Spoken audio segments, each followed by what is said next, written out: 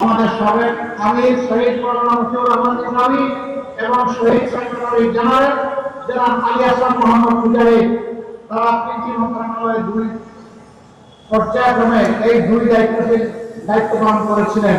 যতদিন ওই সংশ্লিষ্ট মন্ত্রণালয়ে দায়িত্ব পালন করেছেন সেই সময়টা জুড়ে আমাদের কোন প্রতিপক্ষ শক্ত কোন সমালোচনা অথবা সত্য আন্দোলন করে বলতে পারে নাই যে তারা অসৎ ছিলেন এবং তারা ছিলেন দুর্নীতিপরায়ণ, তারা ছিলেন স্বজনপ্রীতিপরায়ণ, এই কথা কেউ বলতে পারে।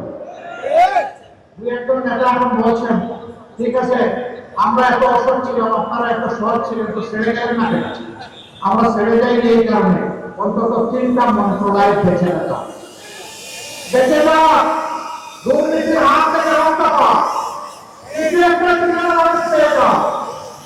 এবং বাংলাদেশের মানুষের উপরে আস্থা গঠিত হোক, ভালো মানুষের আমাদের দেশ থেকে শত টাকা সম্ভব, দুর্নীতিকে দূর করা সম্ভব।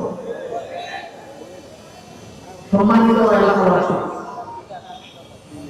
দোয়া করে আমরা যেন কথা রাখতে পারি।